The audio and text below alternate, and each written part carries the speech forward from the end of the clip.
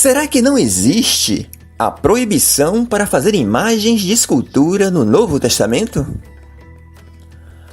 Quando questionamos os adventistas do sétimo dia que não existe a ordem para o mandamento do sábado no Novo Testamento, eles argumentam que também não existe a ordem para não fazermos imagens de escultura. E que, do mesmo modo, o mandamento do sábado não precisa estar explícito no Novo Testamento para sabermos que está em vigor. Mas será que esse argumento se sustenta? No Antigo Testamento, o termo no original hebraico para a imagem de escultura é pesel, que significa estátua ou ídolo, e representava os deuses para aqueles povos que não conheciam ao Deus verdadeiro. Vejamos. Mas retrocederão em vergonha total aqueles que confiam em imagens esculpidas, que dizem aos ídolos fundidos: vocês são nossos deuses. Isaías capítulo 42, versos 17.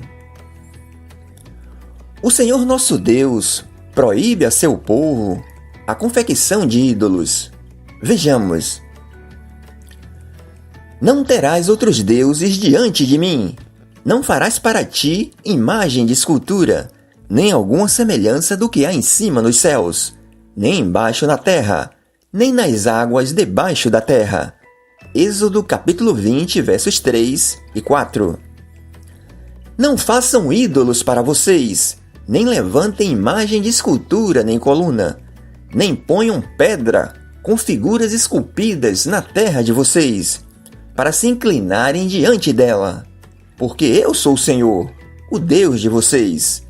Levítico 26, verso 1. Maldito quem esculpir uma imagem, ou fizer um ídolo fundido, obras de artesãos, detestável ao Senhor, e levantá-lo secretamente. Todo o povo dirá amém. Deuteronômio capítulo 27, versos 15. Vejamos alguns exemplos de ídolos no Antigo Testamento. Aserá, deusa dos cananeus. Moloque, deus dos amonitas. Dagom, deus dos filisteus. Quemós, deus dos moabitas. Marduk, deus dos babilônicos. Esses ídolos eram esculpidos em pedra, madeira ou metal. Vejamos. Os ídolos deles, de prata e ouro, são feitos por mãos humanas. Têm boca, mas não podem falar. Olhos, mas não podem ver. Têm ouvidos, mas não podem ouvir. Nariz, mas não podem sentir cheiro. Têm mãos, mas nada podem apalpar. Pés, mas não podem andar. Nem emitem som algum com a garganta. Tornem-se como eles aqueles que os fazem e todos os que neles confiam. Confie no Senhor, ó Israel. Ele é o seu socorro e o seu escudo. Salmo 115, versos 4 a 9. O ídolo representa materialmente uma entidade espiritual ou divina. É um objeto de culto visto pelos idólatras como tendo poderes sobrenaturais. A prática da idolatria é a forma de adoração e veneração a ídolos. O ídolo pode ser a representação de coisas materiais, como um homem, uma mulher, um animal e até corpos celestes. Vejamos. Para que não se corrompam e não façam para si um ídolo, uma imagem de qualquer forma semelhante a homem ou mulher, ou a qualquer animal da terra, ou a qualquer ave que voa no céu, ou a qualquer criatura que se move rente ao chão, ou a qualquer peixe que vive nas águas debaixo da terra.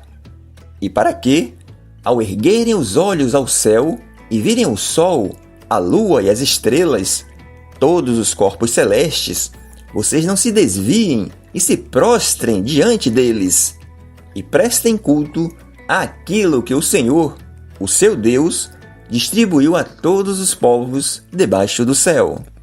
Deuteronômio capítulo 4, versos 16 a 19. E Deus abomina a idolatria. Vejamos. Assim diz o Senhor dos Exércitos, Deus de Israel: vós viste todo o mal que fiz cair sobre Jerusalém e sobre todas as cidades de Judá. E eis que elas são hoje uma desolação, e ninguém nelas habita, por causa da sua maldade que fizeram, para me irarem, indo queimar incenso e servir a outros deuses, a quem eles nunca conheceram, nem eles, nem vós, nem vossos pais. Todavia eu vos enviei persistentemente todos os meus servos, os profetas, para vos dizer: ora, não façais esta coisa abominável que odeio. Mas eles não escutaram, nem inclinaram seus ouvidos, para se converterem da sua maldade, para não queimar incenso a outros deuses. Jeremias capítulo 44, versos 2 a 5. Quando vamos para o Novo Testamento, vemos também a prática da idolatria. Vejamos um episódio quando Paulo está na cidade de Éfeso, que tinha como ídolo a deusa Ártemis, ou Diana. Leiamos. Naquele tempo, aconteceu grande alvoroço por causa do caminho. Um ourives, chamado Demétrio, que confeccionava miniaturas de prata do templo de Diana e proporcionava grandes lucros aos artífices, promoveu uma reunião destes com os demais trabalhadores dessa profissão e lhes declarou: Senhores, sabeis que deste ofício vem o nosso enriquecimento, e estáis observando e ouvindo que não apenas em Éfeso, como também em quase toda a província da Ásia, esse indivíduo, Paulo, tem persuadido e alterado o modo de viver de muitas pessoas, afirmando que deuses feitos por mãos humanas não têm poder divino. Ao continuar isso, corremos o risco de ver não apenas nossa arte perder o prestígio que ostenta diante de todos, como também de o templo de a grande deusa Diana cair em descrédito. E mais, de a própria deusa, hoje adorada em toda a província da Ásia e em todo o mundo, ser destituída de sua majestade divina. Assim que ouviram isso, foram tomados de grande ira e começaram a exclamar: Grande é a Diana dos Efésios! Atos capítulo 19, versos 23 a 28. No Novo Testamento, a tradução de Pessel, imagem de escultura, no original grego é eidolon, que significa ídolo. O Novo Testamento adverte para fugirmos da idolatria. Vejamos. Filhinhos, afastem-se dos ídolos. 1 João capítulo 5, versos 21. Por isso, meus amados irmãos, fujam da idolatria. 1 Coríntios capítulo 10, versos 14. O apóstolo Paulo confirma a ira de Deus com relação à idolatria. Leiamos. Porquanto, mesmo havendo conhecido a Deus, não o glorificaram como Deus, nem lhe renderam graças. Ao contrário, seus pensamentos passaram a ser levianos, imprudentes, e o coração insensato deles tornou-se em trevas. E proclamando-se a si mesmos como sábios, perderam completamente o bom senso e trocaram a glória do Deus imortal por imagens confeccionadas conforme a semelhança do ser humano mortal, bem como de pássaros, quadrúpedes e répteis.